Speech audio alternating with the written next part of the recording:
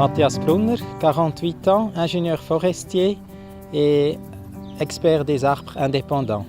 Je gère une petite entreprise à Zurich avec 6 employés et on est spécialisé dans la consultation des propriétaires d'arbres publics et privés.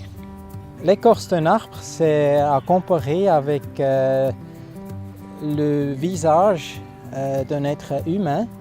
Et la qualité de l'écorce me dit quelque chose des zones où il y a du bois de pression, du bois de tension, où il y a des zones où il y a probablement des fentes sous l'écorce, où il y a des pourritures.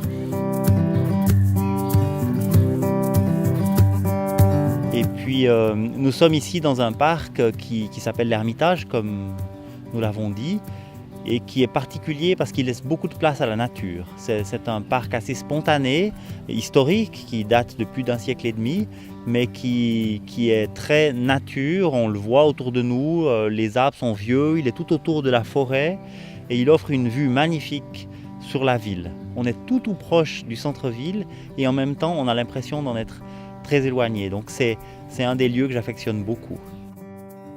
Ce cèdre qu'on a examiné avec ultrasons, ça veut dire qu'on a trouvé une longueur de 30 mètres, un diamètre de plus que 1 mètre. Donc ça veut dire que le body mass index est inférieur à 30. Donc c'est un arbre très bien, très stable contre les dégâts de vent. Je pense que la passion pour les arbres a commencé quand j'étais un petit gamin, quand j'ai fait les promenades avec mon grand-père dans sa forêt. On a joué de cache-cache, on a grimpé aux arbres et puis un peu plus tard, on a commencé à construire des cabanes dans les houppiers des arbres. Et puis quand j'étais plus âgé, nous avons fait du bois de feu avec notre père, avec mes frères.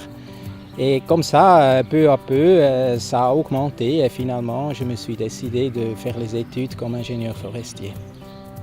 Donc s'il y a des fortes précipitations de neige par exemple, ça peut être que la neige avec le poids fait que ces branches qui ont cette forme ici tombent et qui peuvent casser des choses sous l'arbre.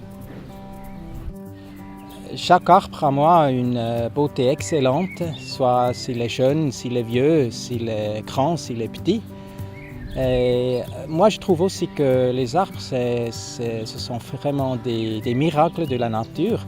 Si on s'imagine qu'ils produisent du bois, des fleurs, des feuilles avec un peu d'eau, un peu de lumière du soleil et un peu de carbone dioxyde, c'est fabuleux.